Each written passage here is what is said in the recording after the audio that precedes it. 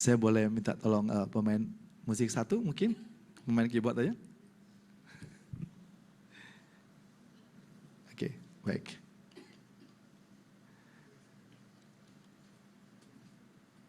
Ya, baik Bapak Ibu, ini pertama kali saya melayani di sini. Nama saya Pendeta Yosef Ririmase, saya mengembalakan jemaat di GBI Rumah Kasih. Kami ibadahnya di Hotel Twin Plaza setiap minggu sore. Puji Tuhan kami boleh kesempatan boleh melayani Bapak Ibu Saudara di tempat ini.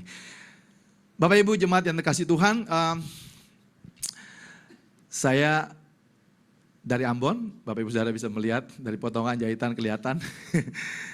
22 tahun yang lalu Tuhan anugerahkan saya seorang istri keturunan Tionghoa, dan kami sudah dikaruniai 3 orang anak.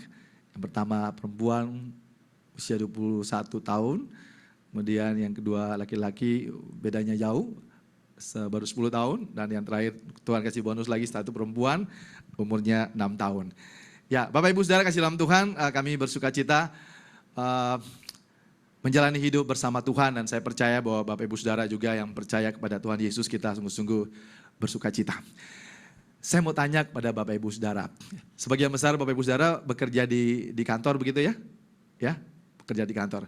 Bapak Ibu merasa beruntung nggak bekerja di perusahaan yang saat ini? Merasa beruntung ya? Kalau ada tawaran lain dari perusahaan yang mungkin bidang pekerjaannya sama gitu, dan kita punya pengalaman di bidang itu, lalu kita ditawarkan satu pekerjaan yang sama dengan gaji yang 2 kali lipat dan fasilitas yang kita bisa terima 2 kali lipat. Bapak Ibu Saudara kira-kira meninggalkan pekerjaan yang lama atau tetap? Ya?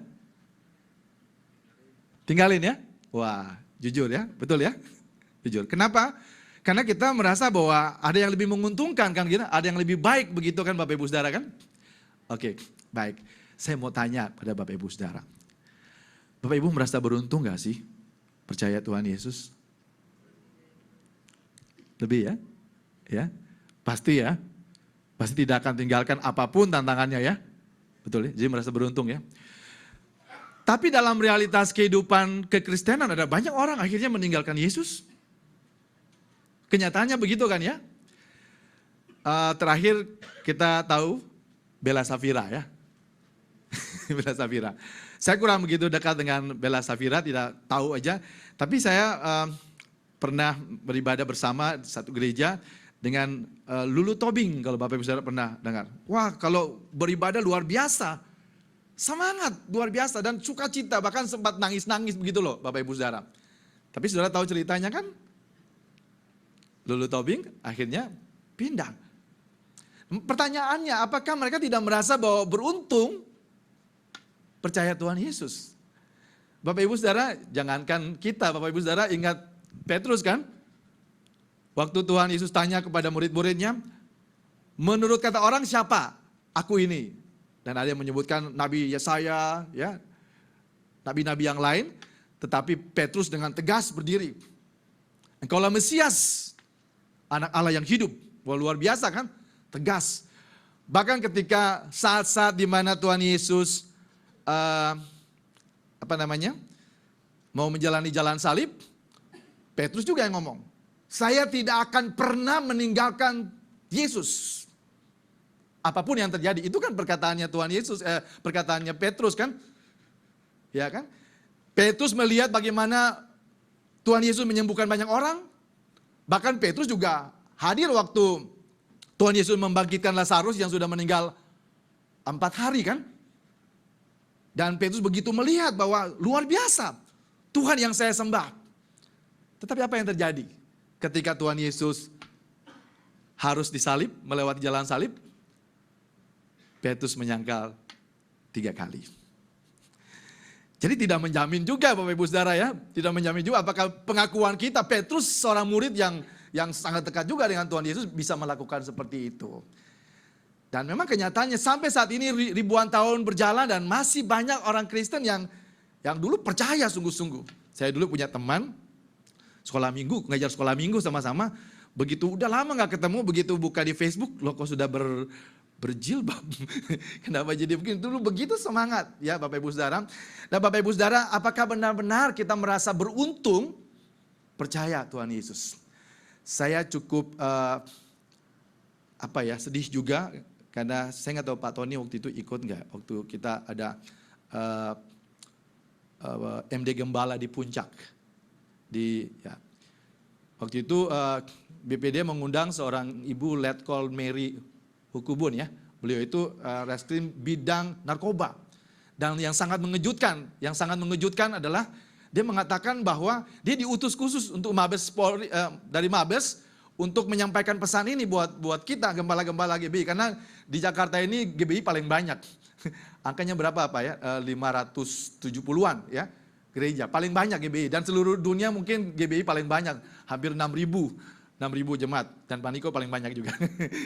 Dan melalui pemaparan beliau mengatakan bahwa di Jakarta khususnya dan sangat mungkin di Indonesia, pengedar dan pemakai narkoba presentasi terbesarnya tuh orang Kristen. Dan itu mengerikan Bapak Ibu Saudara. Setiap minggu bahkan mungkin setiap bulan minimal kita mengadakan perjamuan kudus kan. Dan selalu mengingatkan bagaimana kasih Tuhan Yesus buat kita. Yesus mati di kayu salib untuk apa? Untuk menanggung hukuman dosa kita. Tapi kenyataannya begitu banyak orang Kristen yang masih hidup dalam dosa. Dalam kehidupan pernikahan kekristenan kita juga hanya mengenal adanya pernikahan yang bersifat monogami. Ya kan? Bukan poligami. Tapi kenyataannya angka perselingkuhan dan pasti di sini enggak, semuanya baik-baik kelihatan. Angka perselingkuhan dan perceraian cukup banyak di dalam pernikahan Kristen. Bapak Ibu Saudara, itu yang saya merasa bahwa ada sesuatu yang harus kita lakukan, dan saya punya kerinduan untuk lebih banyak memberitakan tentang dampaknya, untungnya kita percaya kepada Tuhan Yesus Kristus. Dan beberapa bulan terakhir ini ada banyak khotbah-khotbah yang saya siapkan untuk khotbah tentang bagaimana kita mengalami mujizat dan berkat Tuhan, saya juga siapkan. Tapi Tuhan menuntun saya untuk lebih banyak mengkhotbahkan bagaimana kita beruntung percaya Yesus. Ada begitu dampak kalau kita sungguh-sungguh percaya Kristus. Supaya apa? Memotivasi setiap jemaat Tuhan untuk sungguh-sungguh kita merasa beruntung, bukan saja beruntung, sungguh-sungguh merasa berharga kalau kita sungguh-sungguh percaya kepada Tuhan Yesus Kristus. Sebab itu 4 bulan yang lalu saya mulai menyampaikan di radio ya, dan media yang paling tepat untuk menyampaikan kepada banyak orang adalah di radio. Dan puji Tuhan, Tuhan tuntun saya dan saya mulai siaran 4 bulan yang lalu, bulan Juni di radio SSK. Kalau Bapak Ibu Saudara sering dengar radio REM ya, radio SSK itu 107,9 FM ya, 107,9 FM. Nanti brosurnya tadi saya cuma ada satu, nanti saya titip sama Pak Tony. Jadi setiap Selasa jam 9 sampai jam 10 malam. Itu waktu yang mungkin Bapak Ibu Saudara sudah mulai tidur. Mungkin bisa tune sedikit di 107,9 FM. Ya kita bisa mendengar pesan-pesan Tuhan. Dan itu live Bapak Ibu Saudara, bukan rekaman, live. Jadi 1 jam saya akan berkhotbah kira-kira 30 menit. Lalu ada interaksi. Bapak Ibu Saudara bisa telepon juga, mungkin ingin menyampaikan pesan. Dan judul acaranya adalah Unity in Christ. Ya Bapak Ibu Saudara, saya sudah jalan ini masuk bulan kelima. Lalu saya mulai berpikir, kalau saya khotbah di radio saja, bagaimana untuk menjangkau orang-orang di lapangan? Dan Bapak Ibu Saudara, saya akhirnya mulai untuk membuat CD khotbah. Saya nggak punya fasilitas di gereja untuk rekam seperti ini, dan saya sengaja ambil studio untuk rekam. Dan CD khotbah yang saya sudah rekam baru satu ini, baru nanti rencana ada beberapa lagi dengan untung ada Yesus. Dan tema ini juga akan saya sampaikan kepada Bapak Ibu Saudara hari ini. Dan silakan. Bapak Ibu Saudara, suara saya tidak sebagus pemimpin pujian tadi, tapi ya lumayan. Tuhan bilang kalau kita diberikan talenta, 1 harus digunakan juga kan, 2 jangan disimpan itu Tuhan ambil lagi. Bapak Ibu Saudara, dan akhirnya saya juga membuat lagu-lagu yang menurut saya lagu-lagu yang memberkati saya, dan saya rindu supaya lagu-lagu ini juga bisa memberkati Bapak Ibu Saudara. Salah satu lagu dan ini saya udah bikin juga. Dan Bapak Ibu Saudara nanti bisa dapatkan CD ini di depan, nanti ketemu dengan pengurus. Dan saya tidak menentukan harga, karena ini banyak ada kesaksian dengan album ini. Saya tidak membuat album ini mujizat Tuhan. Jadi karena saya juga dapat oleh anugerah Tuhan, jadi saya tidak menentukan harga.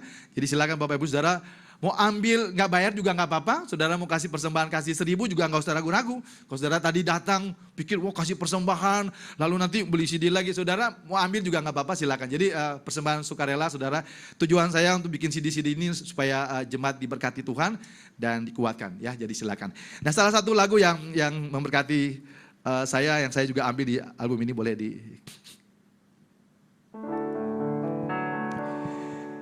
Di saat badai bergelora,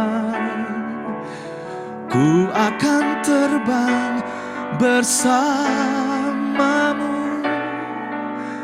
Bapa kau raja segala raja. Terus kau Allahku. Baik, berikan tepuk tangan, kemuliaan bagi nama Tuhan. Ya, terima kasih itu aja. Kalau mau dengar semua lagu nanti ambil CD-nya ya. Karena saya di khotbah bukan untuk nyanyi ya Pak Tony ya. Saya diundang untuk khotbah bukan untuk nyanyi. Terima kasih. Sebentar lagi ya. Baik, puji Tuhan Bapak Ibu Saudara.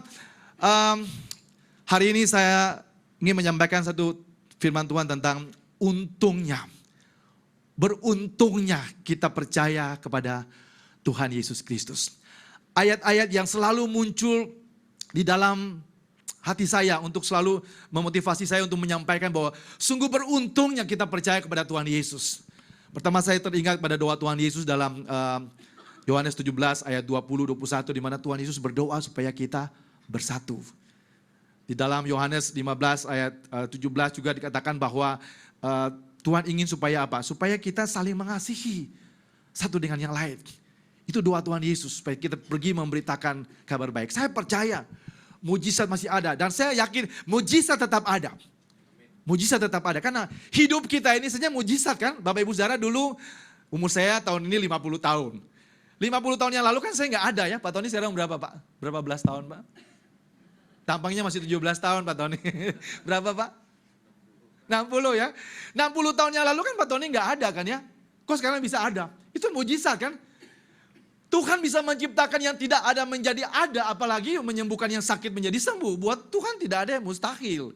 Ya, jadi saya percaya bahwa mujizat bukan saja masih ada, mujizat tetap ada. Dulu, sekarang, sampai selama-lamanya. Dan semakin hari Tuhan melakukan mujizat-mujizat yang aneh. Sebab itu Pak Dr. Niko katakan bahwa ada mujizat-mujizat kreatif untuk apa? Untuk membukakan pikiran kita bahwa banyak hal-hal yang tidak kita pikirkan pun Tuhan bisa sediakan, Tuhan bisa lakukan itu. Kita mengalami jalan buntu dengan masalah ekonomi, masalah perusahaan, masalah pekerjaan. Percaya bahwa ada jalan keluar yang tidak kita pikirkan pun Tuhan bisa lakukan. Itu mujizat kreatif yang Tuhan bisa lakukan bagi setiap kita. Tapi Bapak Ibu Saudara, yang terpenting bagaimana kita sungguh-sungguh memahami bahwa sungguh-sungguh kita beruntung menjadi orang-orang yang sungguh-sungguh percaya kepada Tuhan Yesus.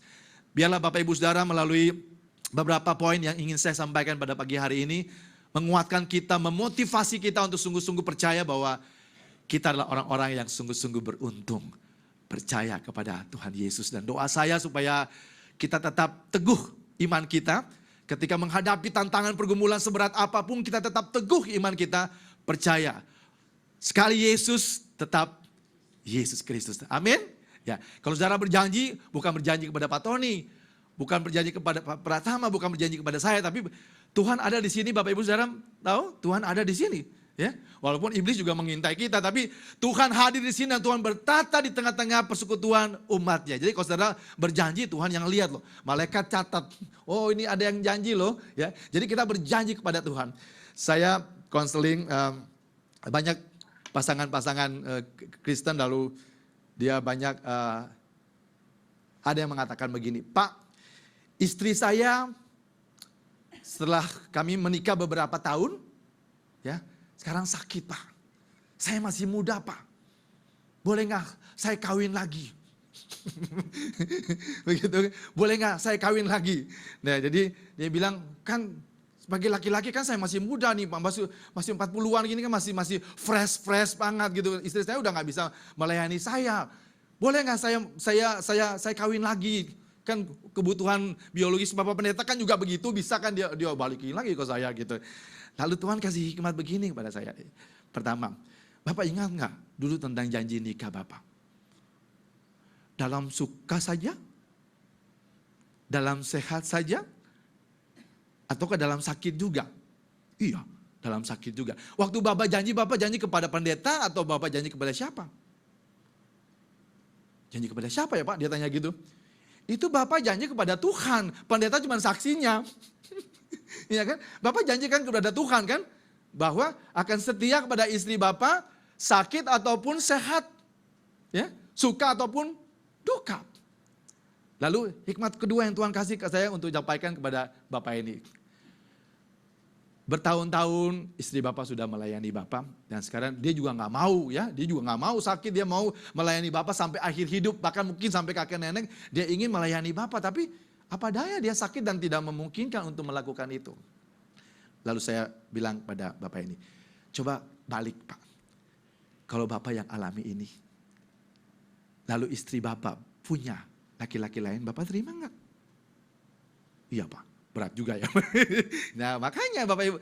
Dan jadi saya katakan, kalau kita janji sama Tuhan setia sama pasangan kita, ya setia dalam keadaan sehat, tetapi setia juga dalam keadaan sakit. Saya bilang ke Bapak ini, Bapak mungkin bersuka cita, Bapak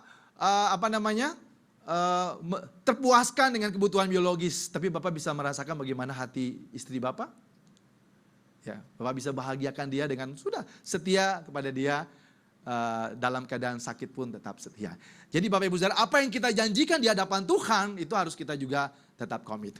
Baik Bapak Ibu Saudara, hari ini kita akan coba merenungkan tentang apa pesan-pesan Tuhan yang baik buat kita. Beruntungnya kita yang sungguh-sungguh percaya kepada Tuhan Yesus. Boleh, sorry Pak, pakai ini ya, atau mungkin bantu saya. Ya, judulnya Untung ada Yesus. Kalau kita punya pekerjaan dan kita mendapatkan pekerjaan yang lain yang kelihatan lebih baik, mungkin kita mengatakan, oh saya lebih beruntung. Lebih beruntung karena fasilitas yang lebih luar biasa. Tapi saya mau katakan kepada Bapak Ibu Saudara, pagi hari ini dan setiap hari saudara harus renungkan bahwa saya mau katakan bahwa tidak ada yang lebih baik dari Yesus. Ada iklan yang berkata begini, ada nggak yang lebih baik dari hit? Ada ya? Yang lebih mahal katanya banyak. Bayangin, iklan hit aja berani mengatakan begitu. Ada nggak yang lebih baik dari hit? Ya. Lalu mulai mikir-mikir, yang lebih mahal banyak Pak. Tapi yang lebih baik kayaknya nggak ada. Ada nggak yang lebih baik dari Yesus? Tidak ada ya, betul ya Bu ya?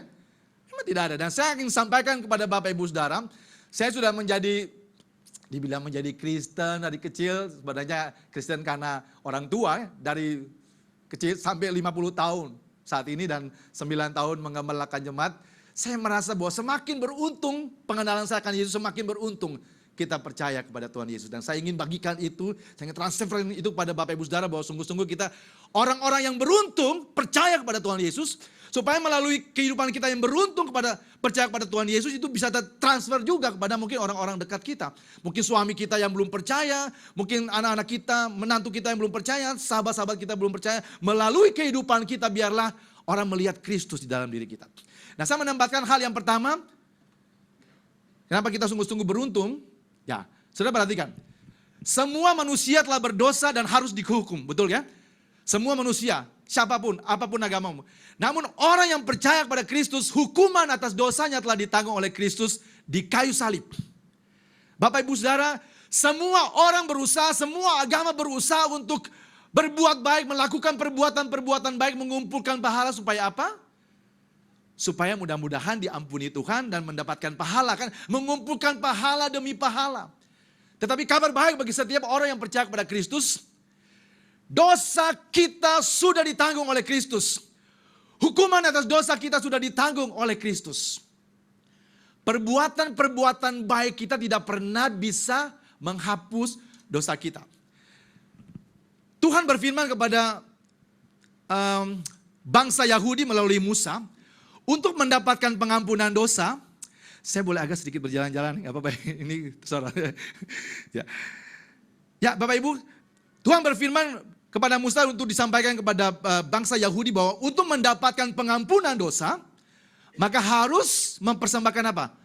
Mempersembahkan kurban. Kurban hewan. Ya.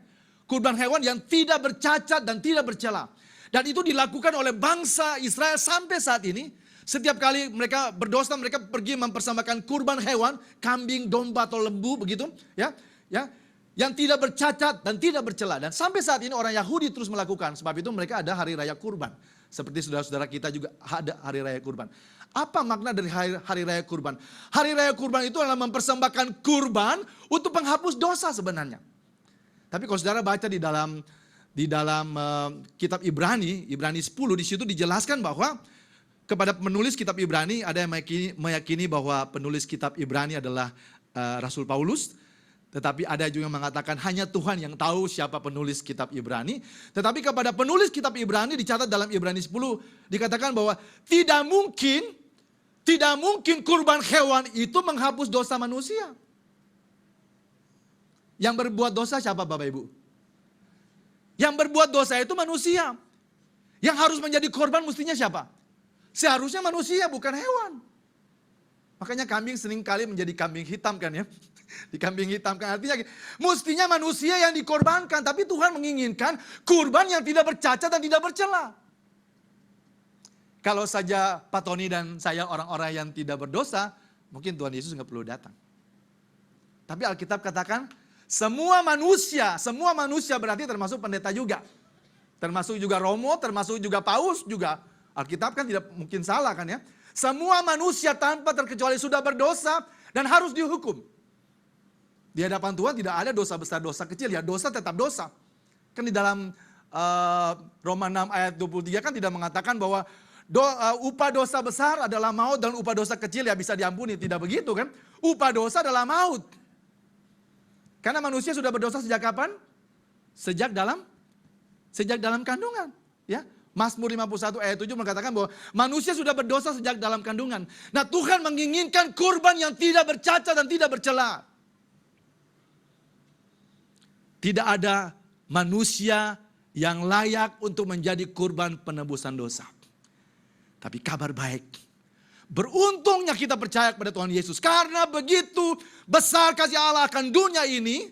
Maka ia mengaruniakan anaknya yang tunggal, Yesus Kristus. Dan Alkitab mencatat bahwa Yesus Kristus satu-satunya wujud manusia yang ada di muka bumi ini. Yang tidak bercacat dan tidak berdosa. 1 Petrus 2 ayat 22 mengatakan demikian.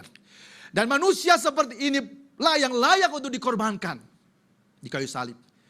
Di dalam perjanjian lama, imam yang mempersembahkan kurban, walaupun kurban pun harus tidak bercacat dan tidak bercela, tapi imam yang mempersembahkan kurban pun harus kurban yang harus imam yang suci hatinya.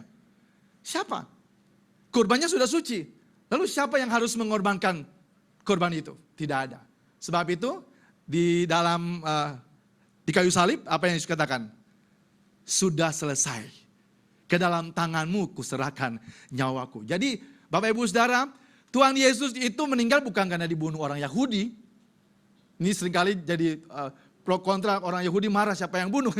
Nah kita katakan bahwa Yesus Kristus meninggal karena menyerahkan dirinya. Tidak ada seorang pun mampu membunuh Tuhan Yesus. Dia menyerahkan. Sebagai imam dia mempersembahkan dirinya sendiri sebagai kurban di hadapan Allah. Dan bagi setiap orang yang percaya kepada Kristus, dosa kita sudah diampuni. Lunas. Dibayar lunas. Dengan apa? Dengan darah yang mahal. 1 Petrus 1 ayat 18-19 katakan bahwa Tuhan bukan membayar kita dengan emas dan perak, tetapi dengan darahnya yang mahal. Untungnya setiap orang yang percaya pada Kristus, saya mau katakan tidak ada agama manapun, tidak ada kepercayaan manapun yang bisa memahami bahwa Kristus yang adalah Tuhan itu rela datang ke dunia, mati di kayu salib untuk menanggung hukuman dosa manusia. Hanya umat Kristen. Berikan tepuk tangan kemuliaan bagi Tuhan Yesus Kristus. Saudara tidak akan pernah menemukan di agama manapun, saya berani mengatakan ini, di agama manapun yang berani menjamin bahwa Tuhan Allah Sang Pencipta itu rela menanggung hukuman dosa ganti kita. Pak Tony, katakanlah ya, mudah-mudahan jangan ya, katakanlah saya terlibat pengedar narkoba begitu. Jangan ya, sudah putuskan dalam katakan. Lalu divonis mati hukuman mati. Tapi saya nggak tahu kenapa kok tiba-tiba Pak Tony bilang, Pak Yosef, saya rela mati ganti Bapak deh. Wah, luar biasa kan Bapak Ibu? Luar biasa. Dan itu beliau akhirnya mengalami eksekusi itu. Dan beliau yang mati melalui eksekusi itu. Dan saya bebas. Saya bebas. Kira-kira sikap yang benar ketika saya memahami bahwa karena dosa saya, Pak Tony sudah rela menanggung hukuman itu. Kira-kira sikap yang benar dari saya itu apa? Mestinya saya tanya istri saya, gimana kalau kita ketemu istri Pak Tony dengan anak-anaknya, kita bantu sebagai apa? Sebagai ungkapan syukur kita kan, sebagai ungkapan terima kasih kita tidak terbalas, dan nyawanya sudah dipanggil Tuhan duluan. Beliau rela mempersembahkan nyawanya untuk menyelamatkan saya. Nah, sebagai orang yang diselamatkan seharusnya saya melakukan perbuatan-perbuatan baik untuk membalas kebaikan Pak Tony buat saya. Nah, demikian juga. Sebab itu di dalam Ibrani 10 ayat yang ke-26, firman Tuhan katakan begini, bahwa kalau kita tahu tentang kebenaran dan kita sengaja berbuat dosa, itu berarti kita menginjak-injak kasih karunia Tuhan. Pengorbanan Kristus buat kita. Jadi Bapak Ibu Saudara, kita percaya bahwa Kristus sudah menanggung hukuman dosa ganti kita. Seharusnya kita meresponinya dengan perbuatan-perbuatan yang baik. Jangan malah sengaja hidup di dalam dosa. Ya, jadi Bapak Ibu Saudara kasih dalam Tuhan bahwa sebagai orang yang percaya kepada Kristus, dosa kita sudah diampuni, dosa kita sudah ditebus oleh darah Kristus Tuhan kita. Tetapi mari kita mengambil komitmen untuk juga jangan sengaja hidup di dalam dosa. Supaya kita boleh hidup memuliakan Tuhan. Jadi ini perbedaan antara kita dengan agama yang lain, bahwa agama yang lain biasanya melakukan perbuatan-perbuatan baik, mengumpulkan pahala supaya mendapatkan pengampunan kan. Tetapi umat Kristen kita sudah diampuni, sebab itu perbuatan baik kita adalah sebagai ungkapan syukur kita kepada Tuhan. Tahun 2010 ya, saya diundang KKR di Papua, di Irian. Lalu ada orang Papua di sini? Atau yang pernah tinggal di Papua? Orang Papua tuh duitnya nggak ada serinya ya, kaya begitu ya. Saya diteleponin, Pak Pendeta, ternyata di daerah tuh mereka punya semacam apa ya? Punya kriteria gitu untuk hamba Tuhan. Kebetulan saya waktu itu sempat beberapa kali isi acara TV di Mimbar Agama Kristen. Nah, kalau TVRI kan menjangkau sampai ke pedalaman begitu kan. Dan mereka undang saya begitu untuk KKR di sana, KKR Natal. Lalu mereka menyebutkan angka untuk persembahan kasih. Bilang, Pak Pendeta, biasanya persembahan kasih berapa? Wah, saya bilang luar biasa juga. Lalu dia sebutkan angka pun saya udah kaget. Dia udah kaget kan, saya bilang, wah gede banget itu angka yang gak pernah saya terima. Even di kota Jakarta pun, Natal pun gak pernah terima sebanyak itu. Dan dia sebutkan, saya udah diam-diam aja mestinya diam-diam aja sudah. Tapi dia tanya, apakah kurang Pak Pendeta? Dia ngomong begitu. Boleh Pak Pendeta sebutkan, jadi kami juga enak di sini. Itu kan penawaran dari kami, kata gini. Penawaran dari kami. Wah, saya kalau mau bilang sudah cukup aja, nanti dikirain ya tarif saya segitu kira-kira kan. Tapi dia ngotot, saya bilang, saya nggak pernah pasang tarif-tarif. Saya melayani di mana saja nggak pernah pasang tarif-tarif. Kenapa? Saya sudah dibayar lunas sama Tuhan, tapi dia ngotot terus. Pak Pendeta sebutkan, kami sebentar malam akan rapat panitia Natal memutuskan. Lalu hotelnya di mana? Hotelnya di mana? Ditentukan begitu. Saya bilang, kok kenapa bisa begitu? Jangan ngotot begitu dong. Saya pikir udahlah apa sajalah. Pokoknya Bapak harus sebutkan, kami harus tahu. Yang mengerikan buat saya, dia sebutkan nama pendeta-pendetanya. Karena biasanya begitu Pak. Entah ini maunya begitu tarifnya, hotelnya ini Pak. Wah, saya kaget juga. Saya tidak akan menyebutkannya di sini Bapak Ibu Saudara, tapi saya kaget juga demikian ya. Saya merenungkan ayat ini, saya sedih juga. Yesus sudah bayar kita lunas. Lunas dengan darah yang mahal. Dia ngotot juga. Sebutkan Pak Pendeta. Lalu saya sebutkan.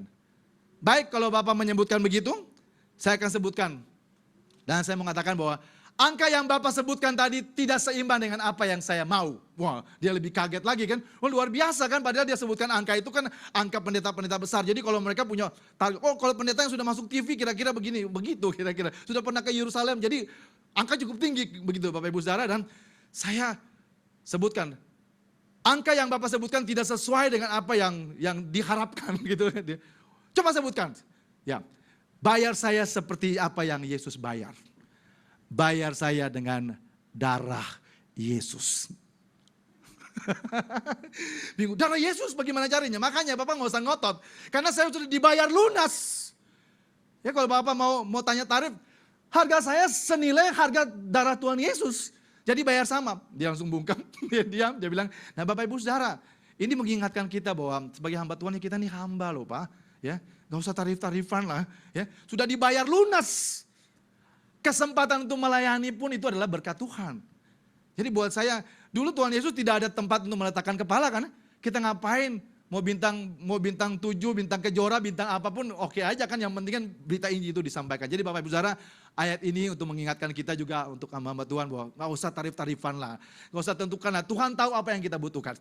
Layani dimanapun, kapan saja. Tuhan suruh kita layani, kita harus layani. Karena apa? Kita sudah dibayar lunas dengan darah Kristus yang mahal. Baik Bapak Ibu Saudara, beruntungnya kita yang kedua. Dikepencet. Oke, yang kedua. Bapak Ibu Saudara perhatikan di dalam Kejadian 3 ayat 17 dikatakan dosa telah mengakibatkan manusia menjadi terkutuk. Ya, kalau saudara perhatikan di situ memang ayatnya ditulis gini, terkutuklah tanah, kan begitu kan? Bukan dikatakan terkutuklah manusia, terkutuklah tanah. Bapak Ibu Saudara tahu manusia ini terbuat dari apa? Manusia itu terbuat dari tanah. Jadi ketika Tuhan katakan terkutuklah tanah, sebenarnya manusia hidup dalam kutukan. Dosa mengakibatkan manusia hidup dalam kutukan. Tetapi kabar baik. Untungnya setiap orang yang percaya kepada Kristus tidak ada lagi kutuk. Karena Kristus sudah menanggung kutuk di kayu salib ganti kita. Galatia 3 ayat 13 hingga ayat yang ke-14. Kutuk sudah ditanggung oleh Kristus di kayu salib. Ini saya banyak dapat konseling dari khususnya dari saudara kita dari keturunan Tionghoa ya. Yang banyak mengatakan, Pak, engkong saya itu nyembah berhala. Punya meja sembahyang dan segala macam. Nah saya ini sudah percaya Kristus, kira-kira masih ada kutukan enggak? Saya bilang putus hubungan dengan nyamuk. Setiap orang yang percaya kepada Kristus tidak ada lagi kutuk. Tidak ada lagi kutuk. Orang tua kita, nenek moyang kita yang pernah menyembah berhala, urusan mereka dengan apa yang dia sembah. Tetapi bagi setiap orang yang percaya kepada Kristus, dengar baik Bapak Ibu Saudara, setiap orang yang sungguh-sungguh percaya kepada Kristus tidak ada lagi kutuk. Karena kutuk sudah ditanggung oleh Kristus di kayu salib. Berikan tepuk tangan kemuliaan bagi nama Tuhan kita Yesus Kristus. Jadi jangan saudara berpikir bahwa kalau saudara dikutuk-kutukin orang, terkutuklah begitu saudara terkutuk. Enggak, tidak ada lagi kutukan.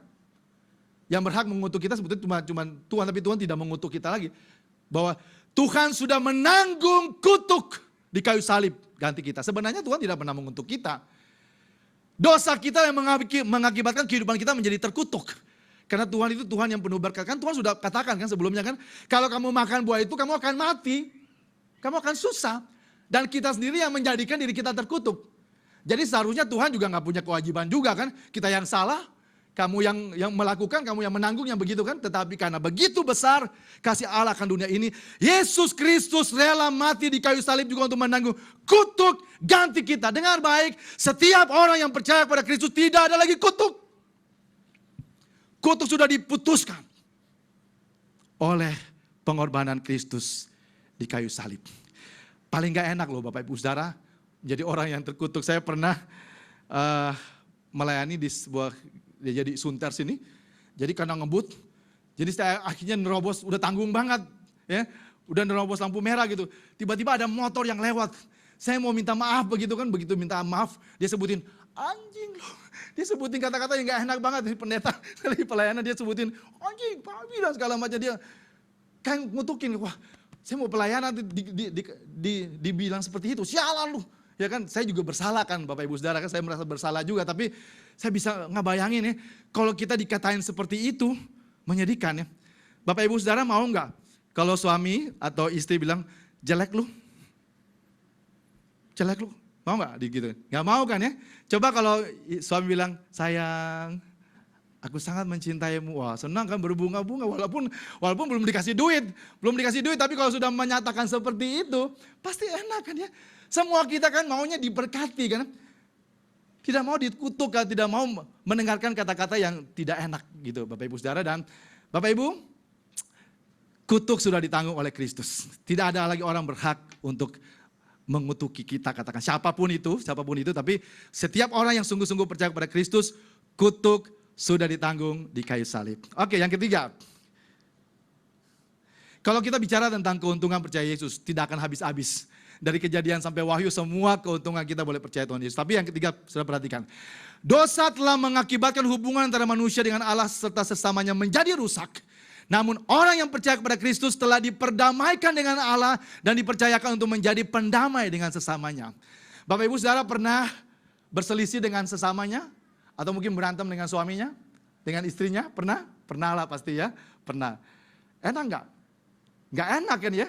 Suasananya paling enggak enak.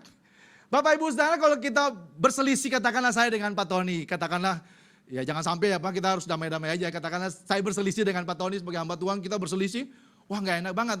Tapi kalau saya ingin berdamai dengan Pak Tony, gampang, saya tinggal telepon Pak Tony, kita makan yuk Pak.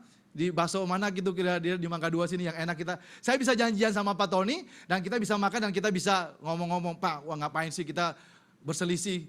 Sebagai hamba-hamba Tuhan kita harus hidup saling mengasihi. Saya bisa ketemu dengan Pak Tony. Nah kalau kita berselisih dengan Tuhan, bagaimana ketemunya Bapak Ibu Saudara? Bagaimana kita bisa bertemu dengan Tuhan? Tapi kabar baik bagi setiap orang yang percaya kepada Kristus, Tuhan itu tahtanya di sorga. Dan Tuhan rela keluar dari sorga, datang ke dunia untuk bertemu dengan kita. Tuhan berinisiatif berdamai dengan kita. Sebab itu di dalam Kristus, kita percaya bahwa Tuhan sudah berdamai dengan kita. Hubungan kita sudah dipulihkan. Tapi ada ayat yang berikutnya, supaya apa? Supaya kita menjadi pembawa damai. Karena damai Kristus memenuhi kita itu harus memberikan dampak untuk berdamai juga dengan sesama. Jadi kalau kita mengatakan di dalam 1 Yohanes 4 ayat 7 dan seterusnya, masalah katakan bahwa kalau kita tidak bisa berdamai dengan sesama kita, kalau kita tidak bisa mengungkapkan kasih kita kepada sesama kita, bagaimana mungkin kita bisa mengasihi Tuhan yang tidak kelihatan gitu. Dengan orang yang kelihatan aja kita tidak bisa mengasihi, apalagi dengan orang yang tidak kelihatan. Jadi bukti bahwa kita sudah diperdamaikan dengan Tuhan, uji bahwa kita juga tidak suka benci dengan sesama. Pastikan Bapak Ibu Saudara kalau ada sesuatu yang merasa sesak hati begitu, sesudah ibadah ini langsung telepon, Ci, maafin aku ya. Jadi kita mulai, karena Tuhan katakan bahwa kita diperdamaikan dengan Tuhan supaya kita menjadi pembawa damai. Dan yang keempat, kita langsung aja lihat yang keempat, sudah perhatikan, kita bukan saja sudah diperdamaikan dengan Tuhan, tetapi setiap orang yang percaya kepada Kristus bukan saja diperdamaikan dengan Allah, tetapi juga dilayakkan menjadi anak-anak Allah. Ada di antara bapak-bapak di sini yang pernah merancangkan sesuatu yang buruk nggak buat anaknya? Ketika anaknya lahir, langsung kita berdoa, mudah-mudahan anak ini nanti terlibat narkoba ya. Mudah-mudahan anak ini kalau nanti menikah nanti bercerai ya. Ada nggak kira-kira orang tua yang punya rencana begitu? Nggak ada. Terlintas pun tidak kan pasti kan? Terlintas pun tidak. Biasanya yang saya perhatikan, biasanya orang tua itu walaupun dia nggak makan, tapi yang penting anaknya makan gitu. Ada banyak kisah di mana orang tua rela mengorbankan segala sesuatu demi anaknya. Nah orang tua di dunianya begitu memperhatikan setiap anak-anaknya. Apalagi Bapa di sorga. Satu tim dari GBI ya, Pak Tony ikut gak ya? Saya nggak tahu ada. Waktu Gus Dur masih hidup. Ya, waktu sakit-sakit ada rombongan dari GBI yang pergi katanya ya. Saya nggak ikut jadi saya cuma dengar ceritanya begitu ya. Ya, dengar ceritanya katanya. Waktu di sana Gus Dur ngomong begini, katanya dia juga sering ngomong begitu. Saya tuh iri sama orang Kristen ya. Kalau kita itu panggil Tuhan kayaknya jauh sekali ya. Sampai harus pakai pengeras suara jauh. Tapi orang Kristen enak benar ya. Sama orang Hindu juga lumayan. Om Swasti masih dekat gitu. Panggil Tuhan sebagai Om ya. Om. Tapi orang Kristen lebih luar biasa.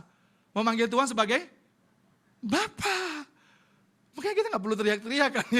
Ya Bapak, ada gak di antara kita yang anak-anak kalau panggil, Pak minta uang jajan dong Pak. Kira-kira begitu kan? Gak begitu kan. Anak-anak sekarang saya masih tidur. Pak bangun Pak. Cepat dong uang jajan. Begitu. Saking dekatnya. Ya.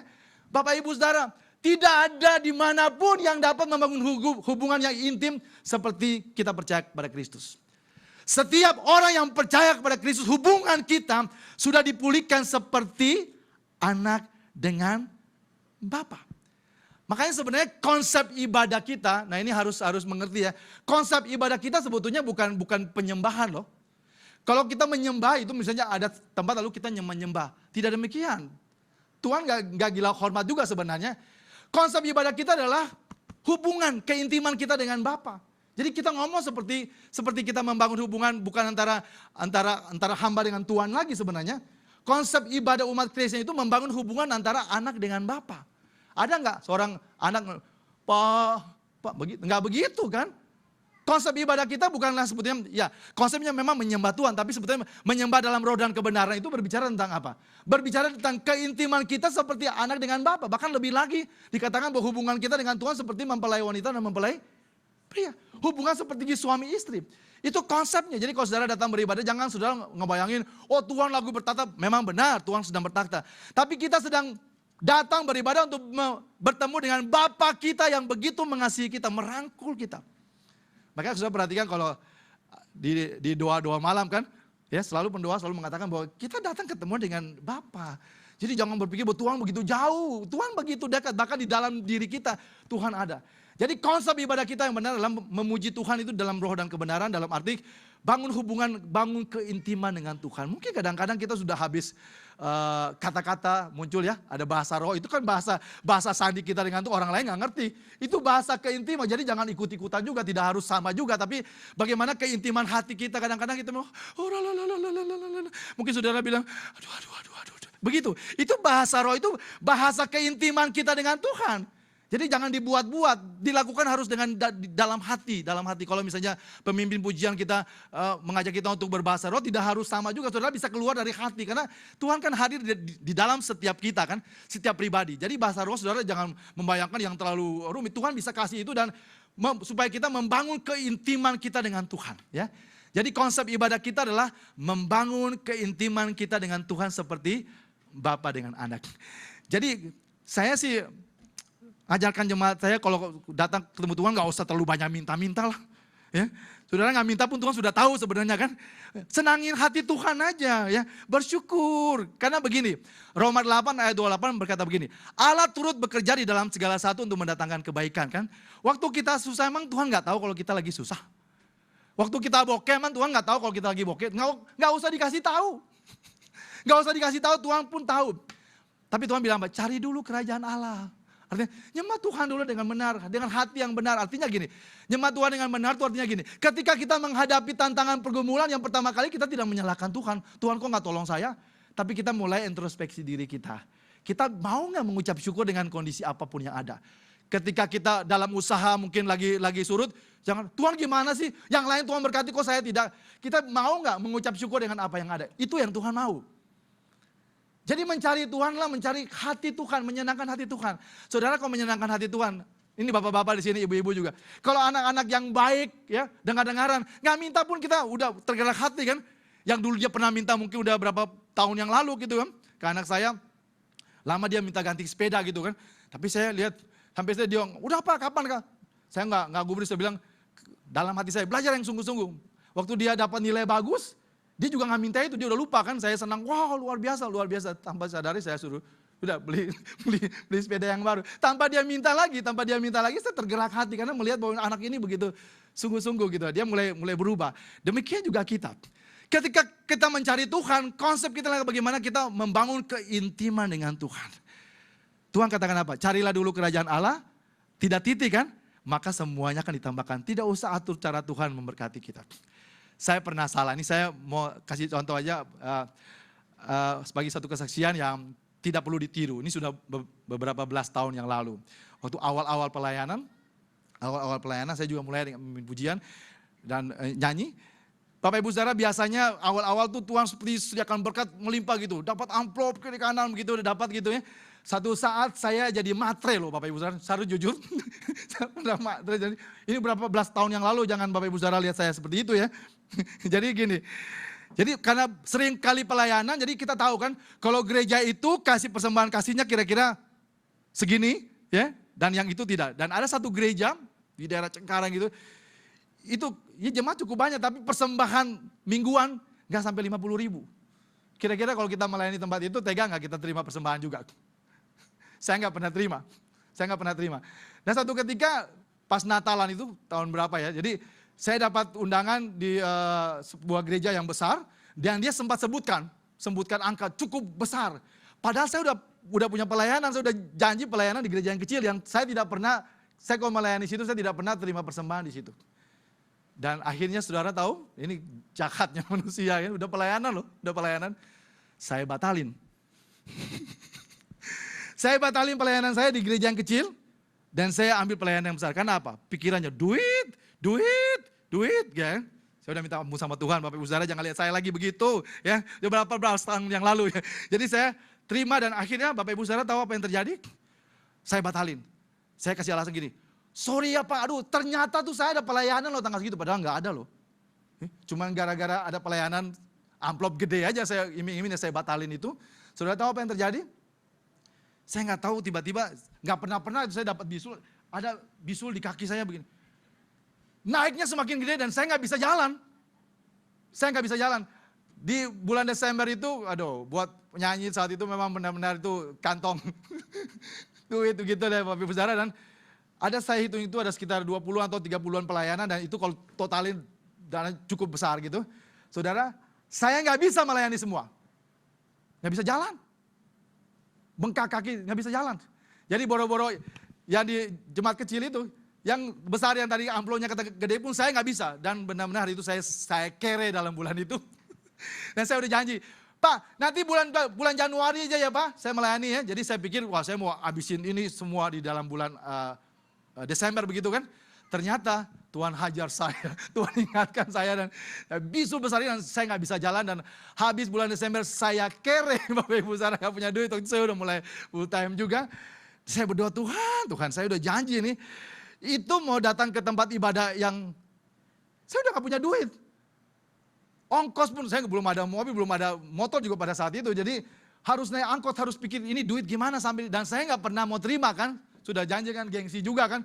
Tapi saat itu kalaupun persembahan kasihnya 10.000 pun buat saya sangat berarti.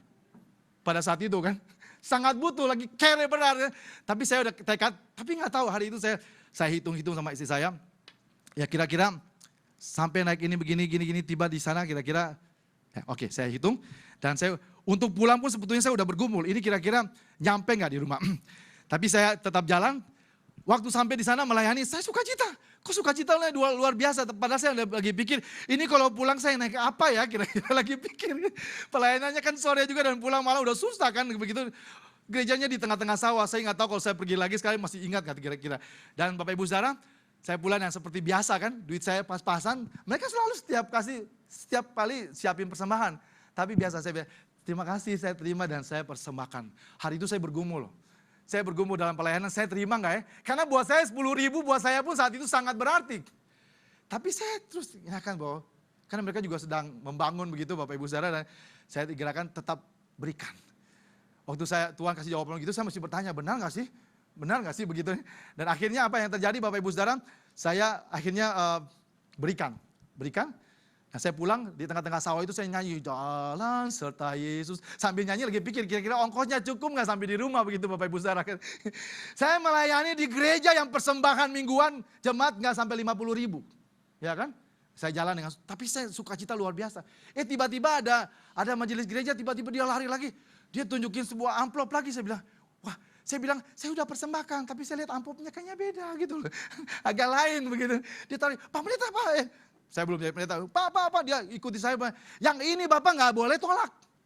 Wih, luar biasa. Jadi ada 2 amplop begitu, yang ini nggak boleh tolak. Waktu pelayanan tadi kok saya lihat orangnya, mohon maaf supir-supir angkot dan pemulung di situ. Saya nggak ada lihat yang istimewa gitu, yang pakai dasi, nggak ada. Saya lihat semuanya sama begitu ya. Tapi dia bilang gini, Pak, tadi waktu Bapak pelayanan ada orang yang datang sini untuk menyumbang gereja dan dia merasa diberkati lalu dia titip ini.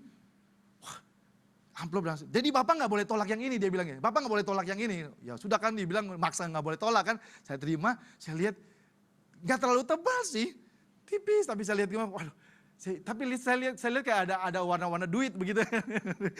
Lihat, saya pojok, saya cari pohon lalu saya mulai lihat gini, wah kayaknya duit. Saya lihat, saya buka pelan-pelan, saya lihat itu pertama kali saya dapat sebuah kertas ya, persembahan kasih sebuah kertas yang bukan duit begitu ya. Tapi saudara perhatikan di dalam itu ada selembar kertas cek bernilai jutaan rupiah dan ada lembaran uang 10.000 juga, ada beberapa, ada sekitar 100.000. Jadi 100.000 plus jutaan, sekitar 3 juta. Dan saudara tahu, saya melayani di gereja yang persembahan mingguannya cuma 50.000, tapi Tuhan kasih saya persembahan kasih 3 juta 100.000. Berikan tepuk tangan kemuliaan bagi nama Tuhan. Peristiwa ini yang mengajarkan saya bahwa jangan suka merekayasa berkat Tuhan. Tuhan tahu, dia Bapa kita yang selalu memperhatikan kita. Makanya pikiran kita udah melayani, gak usah pikir bagaimana Tuhan mencukupkan. Dan sampai saat ini, saya sudah menjadi hamba Tuhan full time dan saya lihat bahwa istri dan anak-anak saya juga gak dikasih makan batu. Bahkan anak saya pertama sudah lulus kuliah dan Tuhan pelihara. Cari Tuhan dengan motivasi yang benar. Karena Tuhan sudah menjadikan kita sebagai anak-anak Allah, pewaris kerajaan Allah. Belajar untuk bersyukur, untuk membangun hubungan yang intim dengan Tuhan. Waktu terus berjalan ya, mohon maaf. Kemudian berikutnya, setiap orang yang percaya kepada Kristus memiliki roh Kristus. Dan roh Kristus dalam kita lebih besar dari roh apapun yang ada di dunia ini. Bapak Ibu Saudara, kita percaya bahwa Tuhan sudah mengampuni dosa kita, Tuhan sudah memperdamaikan diri kita, tapi Tuhan juga mencurahkan roh kudus untuk menolong kita. Dan roh Kristus, roh kudus yang ada di dalam diri kita itu lebih besar dari masalah apapun. Jadi Bapak Ibu Saudara, tidak ada masalah yang seberat apapun yang tidak bisa diselesaikan di dalam Tuhan. Kalau kita sungguh-sungguh percaya kepada Tuhan Yesus Kristus, kita percaya bahwa tidak ada masalah yang tidak dapat diselesaikan di dalam Tuhan. Bapak Ibu pernah dengar tahun berapa ya, siapa yang suka tinju? Bapak suka tinju? Bapak tahu dengan nama Evander Holyfield? Ya. Pada zaman itu ada seorang petinju yang luar biasa yang selalu ditakutin orang. Namanya Mike Tyson. Saya juga hobi tinju Pak, nonton tinju. Jadi kalau kita nonton Mike Tyson biasanya kita harus nonton dari awal-awal. Karena sangat mungkin dia memukul ke awal-awalnya antara ronde 1 dan ronde kedua. Bapak Ibu Saudara, juara kelas berat tidak ada tertandingi, disebut leher beton. Ya. Tapi ada seorang petinju bukan kelas berat, kelas ringan berat. Namanya Evander Holyfield, nekat. Semua kelas berat sudah KO. Tapi seorang petinju kelas ringan berat nekat lawan Mike Tyson. Saudara, saya tahu karena ayah saya ini kan ketua Pertina di Papua. Jadi dia mengkoordinir petinju-petinju di sana, ketua Pertina. Nah, jadi biasanya di ruang tunggu itu mereka warming up, mereka latihan. Dan saya suka kalau petinju-petinju kelasnya kira-kira saya bisa ini.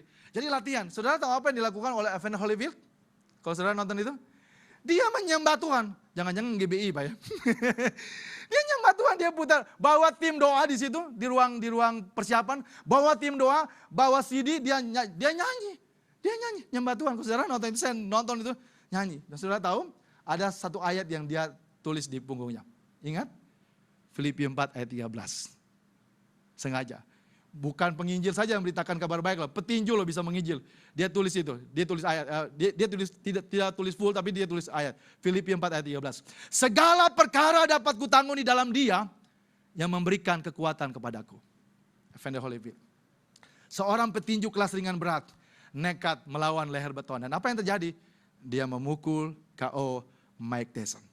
Ini membuktikan bahwa bagi setiap orang yang sungguh-sungguh percaya bahwa roh Kristus yang ada dalam diri kita akan mampu menghadapi masalah apapun. Dengar baik, masalah apapun dapat diselesaikan di dalam Tuhan Yesus. Karena roh Kristus dalam diri kita memampukan kita menang atas setiap masalah. Percaya bahwa kita yang percaya kepada Kristus, kita punya roh Kristus.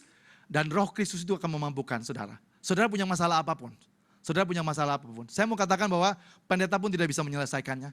Tetapi Tuhan Yesus, roh Kristus yang ada di dalam diri kita, dia akan memampukan kita untuk menang atas setiap masalah. Saya sebetulnya satu kesaksian yang bagus. Kita ambil jam berapa ya Pak Tony ya? Oke, baik, masih bisa sedikit. Oke, baik, Bapak Ibu, ya, hal yang sangat saya takutkan, saya merasa harus sharing ini. Hal yang sangat saya takutkan dalam kehidupan saya. Saya pernah membayangkan puji Tuhan 22 tahun pernikahan kami baik-baik. Ya, semua berjalan baik, saya menjaga komitmen, istri saya juga menjaga komitmen. Tetapi ada satu hal yang saya sangat takutkan dan saya baru membayangkan saja. Apa yang kira-kira dilakukan istri saya yang membuat saya sulit untuk mengampuni dia. Itu yang saya sempat gumuli. Kalau saya pulang capek-capek terus dia gampar saya misalnya atau lempar saya pakai piring, saya ngebayangin saya bisa ampuni, ternyata saya bisa ampuni. Atau mungkin dia mengeluarkan kata-kata yang kasar, apa begitulah, kebun binatang semua keluar, maki-maki saya nggak bayangin bisa saya ampuni nggak? Bisa. Tapi ada satu hal yang saya nggak bisa, sulit untuk ampuni, bukan nggak bisa. Apa itu? Kalau dia selingkuh. Ini baru membayangkan loh Bapak Ibu Saudara, baru membayangkan. Saya baru membayangkan saya udah gak bisa tidur 3 hari 3 malam untuk memikirkan itu. Satu ketika ada teman bawa temannya untuk konseling, ya, dan dia mau cerai. Teman ini dia datang, seorang bapak datang dan bilang, Pak Pendeta, saya mau minta konseling dengan Bapak, saya mau menceraikan istri saya. Dia bilang begitu. Dia bilang, kenapa begitu? Istri saya selingkuh. Lalu saya bilang, jangan-jangan Bapak juga selingkuh. Tidak. Dia bilang enggak, menurut dia sih, enggak. Saya punya banyak klien, bukan selingkuhan, tapi punya banyak, kan kalau punya klien kan nggak mungkin dibeda-bedakan kan, antara harus laki, harus perempuan atau harus apa kan, siapa saja kan. Saya tidak selingkuh Pak Pendeta dia bilang begitu, tapi istri saya benar-benar selingkuh. Kok Bapak tahu? Jadi akhirnya karena istrinya punya kelompok sosialita begitu, semakin gosok semakin sip, dia bilang suami lu tuh dengan perempuan tuh di mall ini lagi makan gini-gini, padahal itu klien menurut suaminya gitu kan. Dan akhirnya akhirnya dikenalin lah dengan laki-laki begini mana dan benar-benar selingkuh. Waktu suaminya tanya, dia bilang, saya dengar kamu selingkuh. Saudara tahu apa jawab istrinya? Iya, betul. Saya selingkuh. Kenapa? Nah, Bapak Ibu Saudara, dia datang tanya ini ke saya. Dan saya tanya kepada beliau, Bapak tanya kepada saya sebagai seorang laki-laki atau sebagai seorang hamba Tuhan? Ya sebagai seorang hamba Tuhan loh Pak. Baik, sudah tahu? Saya bilang kepada Bapak itu, Bapak tahu kalau Bapak tanya saya sebagai seorang laki-laki, saya akan jawab, ceraikan saja istrimu. Karena ini pergumulan berat juga buat saya kalau terjadi dalam diri saya bilang kan itu berat juga. Dan saya bilang, sebagai laki-laki, saya akan jawab, ceraikan saja istrimu. Pulangkan saja. Kepada orang tuanya. Tapi karena Bapak tanya saya sebagai seorang hamba Tuhan, hamba kan tidak boleh jawab atas dirinya sendiri. Saya harus tanya Tuhan. Lalu saya ajak dia nyembah, kita nyanyi sama-sama. Padahal saya lagi pikir saya mau jawab apa, lagi bingung. Lagi bingung juga saya mau jawab apa kan, saat itu ceger juga kan, ini masalah yang buat saya bergumul juga kan Bapak Ibu Saudara kan. Dan akhirnya saya dapat jawaban. Tuhan bilang buka kitab Hosea. Wah, sudah tahu siapa istri Hosea? Gomer. Gomer itu seorang pelacur yang selalu selingkuh, tapi Tuhan katakan bahwa Hosea kamu harus setia. Memang ini gambaran tentang bangsa Israel dengan Tuhan. Orang Israel nyembah berhala tapi Tuhan tetap setia. Lalu akhirnya saya bilang, Pak saya sudah dapat jawaban dan sekarang saya menjawab sebagai seorang hamba Tuhan. Tuhan katakan Bapak harus tetap setia seperti Hosea setia dengan istrinya Gomer. Wah, wajahnya mulai berubah dan dia bilang, ini buat saya konseling yang cukup berat buat saya. Karena kalau ini menghadapi ke saya juga agak berat buat saya ya. Dan akhirnya dia pulang banting pintu di kamar teman saya, banting pintu, udah gak mau ajak berdoa. Tapi saya tetap berdoa, tapi dia udah buru-buru pulang. Tuhan tolong, Roh Kudus menolong, Roh Kristus menolong dia supaya dia mampu. Saya berpikir, karena dia pulangnya dengan kasar, ya mungkin besok-besok dia telepon, ya Pak Pendeta mohon maaf, begitu lah kira-kira gitu. Nggak ada cerita loh. Ya. Sehari, seminggu, 2 minggu, bulan, 2 bulan, nggak ada beritanya, dia marah bener lah. 3 bulan kemudian dia telepon. Dia itu kan bilang mau cerai kan. 3 bulan kemudian dia telepon, dia bilang, Pak, Bapak mau jalan-jalan nggak ke Hong Kong gitu. Saya bilang, jangan-jangan dia udah cerai sama istrinya, sekarang ajak saya jalan-jalan berdua, laki-laki ya, apa kabar gitu. Dia bilang, saya lagi lihat, ngapain di sana? Kita bersyukur Tuhan sudah memberkati kita dan Tuhan sudah memulihkan kita gitu. Oh begitu, mau jalan-jalan sama siapa? Jalan-jalan sama istri. Ya saya bilang, oh saya ada pelayanan, saya pura-pura ada pelayanan. Saya bilang ngapain lagi saya ikut-ikutan jadi satam di situ kan. Saya bilang Tuhan pulihkan, berikan tepuk tangan kemuliaan bagi nama Tuhan. Dan saya percaya masalah seberat apapun, saya percaya kenapa Tuhan bisa pulihkan mereka. Awalnya juga berat, karena ada Roh Kristus di dalamnya. Bapak Ibu, masalah seberat apapun, kalau kita datang kepada Tuhan, masalah seberat apapun, ekonomi, rumah tangga, selalu ada jalan keluar. Saya dengar kesaksian dari istrinya Advent Bangun. Bapak Ibu Saudara pernah dengar kesaksian istrinya Advent Bangun? Advent Bangun itu bukan selingkuh-selingkuh lagi. Udah double selingkuh, triple selingkuh. Bawa perempuan di rumah. Istrinya berdoa untuk suaminya berapa tahun? Katanya sekitar 30 tahun berdoa untuk suaminya. Dia tetap mengampuni. Karena roh Kristus yang ada di dalam dirinya. Dan apa yang terjadi?